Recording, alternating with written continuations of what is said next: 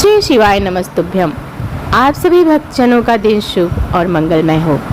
आज की कथा में हम भादो मास महात्म्य का अध्याय 9 सुनेंगे। भगवान शिव और विष्णु जी की एक बहुत ही पौराणिक कथा सुनते हैं। धर्म की रक्षा के लिए भगवान विष्णु ने अनेकों अवतार लिए। इसी के साथ भगवान शिव ने भी धर्म की रक्षा में भाग लेते हुए कई अवतार लिए। धर्म ग्रंथों में उल्लेख मिलता है कि भगवान शिव के 19वें अवतार वृषभ अवतार है, जो देवताओं की रक्षा करने के लिए जन्मे थे।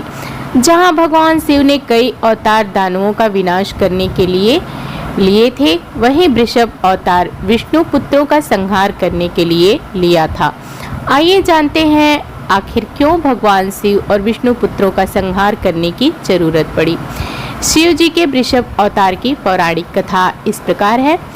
समुद्र मंथन के समय जब अमृत कलश उत्पन्न हुआ तो उसे दैत्यों की नज़र से बचाने के लिए श्रीहरि विष्णु ने अपनी माया से बहुत सारी अप्सराओं की उत्पत्ति की। दैत्य अप्सराओं को देखते ही उन पर मोहित हो गए और उन्हें जबरन उठाकर पाताल लोक ले गए और वहां बंदी बनाकर अमृत कलश को पाने के लिए वापस आए तो समस्त देव अमृत का सेवन कर चुके थे। जब दैत्यों को इस घटना का पता चला तो उन्होंने पुनः देवताओं पर युद्ध किया, लेकिन अमृत पीने से देवता अजर अमर हो चुके थे, जिस कारण दैत्यों को हार का सामना करना पड़ा। दैत्यों ने स्वयं को सुरक्षित करने के लिए वह पाताल की ओर भागने लगे। दैत्यों के संहार के लिए हुए श्रीहरि विष्णु उनके पीछे पीछे पाताल लोक जा पहुंचे और वहां समस्त दैत्यों का विनाश कर दिया। दैत्यों का नाश होते ही अप्सराएं मुक्त हो गईं। जब उन्होंने मनमोहिनी मूर्त वाले श्रीहरि विष्णु को देखा तो वे उन पर मोहित हो गईं और उन्होंने भगवान शिव से श्री हरि विष्णु को उनका स्वामी बन जाने का वरदान मांगा। अपने भक्तों की इच्छा पूरी करने के लिए भगवान शिव सदैव तत्पर रहते हैं।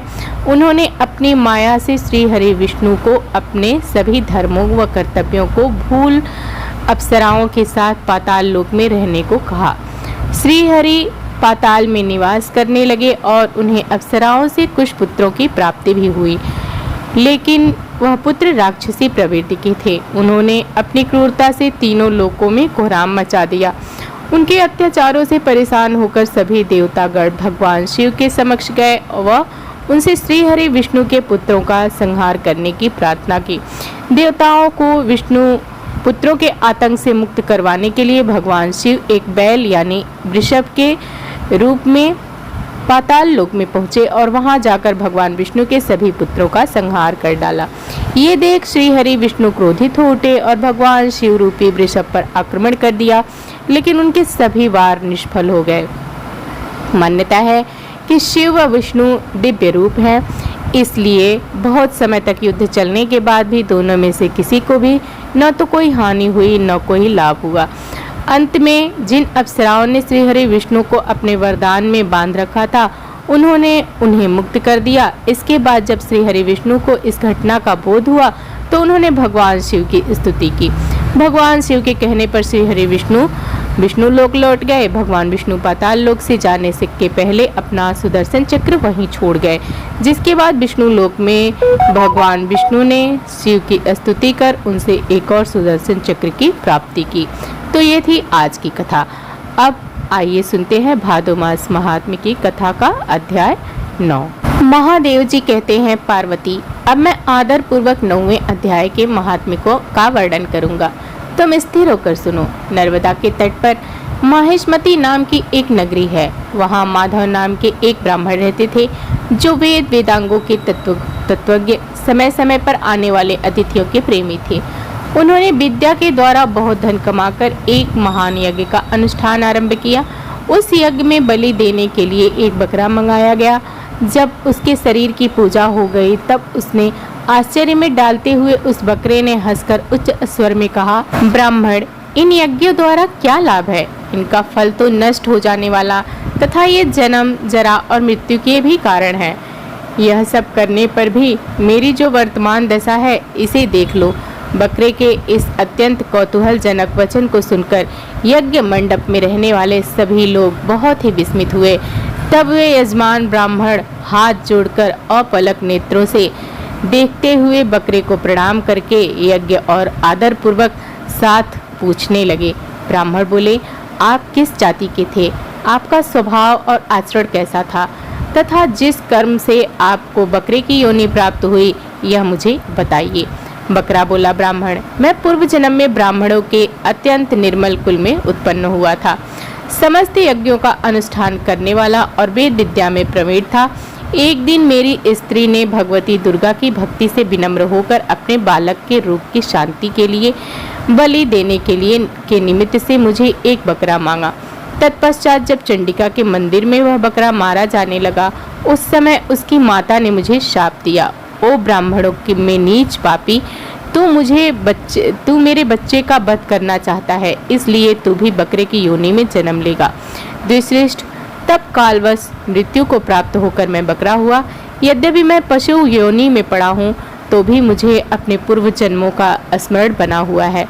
ब्राह्मण, यदि आपको सुनने की उत्कंठा हो तो मैं एक और आश्चर्य की बात बताता हूँ। कुरुक्षेत्र नामक एक नगर है जो मोक्ष प्रदान करने वाला है। वहाँ चंद्रशर्मा नामक एक सूर्यवंशी राजा राज्य करते थे। एक समय जब सूर्य ग्रहण लगा था तब राजा ने बड़ी श्रद्धा के साथ काल पुरुष का दान करने की तैयारी की। उन्होंने वेदांगों के परगामी एक विद्वान ब्राह्मण को बुलाया और पुरोहित के साथ वे तीर्थ के पावन जल स्नान करने को चले और 2 वस्त्र धारण किए।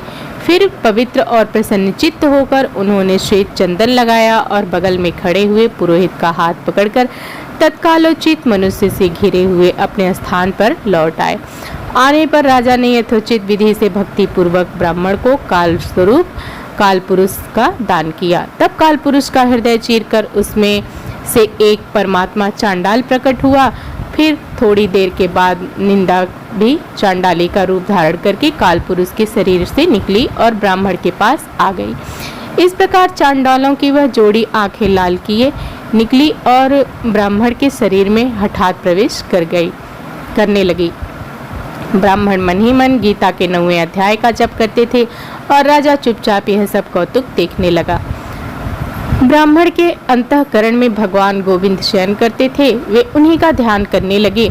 ब्राह्मण ने जब गीता के 9वें अध्याय का जप करते हुए अपने आश्रयभूत भगवान का ध्यान किया, उस समय गीता के अक्षरों से प्रकट हुए विष्णु दूतों द्वारा पीड़ित होकर वे दोनों चांडाल भाग चले। उनका उद्योग निष्फल हो गया। इस प्रकार इस घटना के प्रत्यक्ष देखकर राजा के नेत्र आश्चर्यचकित हो उठे। उन्होंने ब्राह्मण से पूछा, विप्रवर, इस भयंकर आपत्ति को आपने कैसे पार किया? आप किस मंत्र का जप तथा किस देवता का स्मरण कर रहे थे? वह पुरुष तथा स्त्री कौन थी? वे दोनों कैसे उपस्थित हुए थे? फिर वे शांत कैसे हो गए? यह मुझे बतलाइए।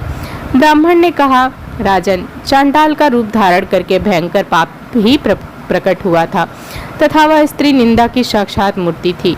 मैं इन दोनों को ऐसा ही समझता हूँ। उस समय मैं गीता के 9वें अध्याय के मंत्रों की माला जपता था। उसी का महात्म्य है कि सारा संकट दूर हो गया। महीपते, मैं नित्य ही गीता के 9वें अध्याय का जप करता हूँ। उसी के प्रभाव से पतिग्रह जनित आपत्तियों के पार हो सका हूँ।